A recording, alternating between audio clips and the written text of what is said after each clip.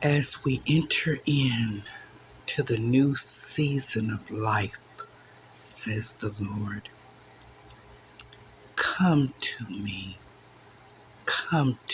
child. I know your wings may have been trimmed. I know you may have had to rest for a while,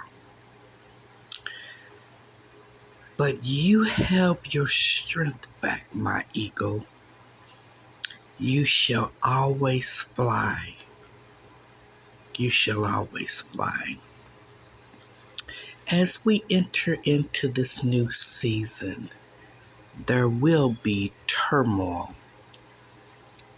But you, my child, you will overcome by the word of the Lamb. So just stay grounded in me, my child, and let me stay grounded in you.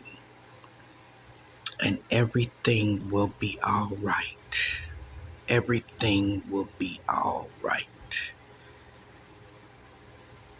Put on the helmet of salvation and the shield, and everything will be under your feet, says the Lord.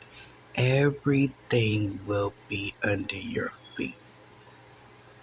For I am gentle. You know me, child. Yes, I am gentle.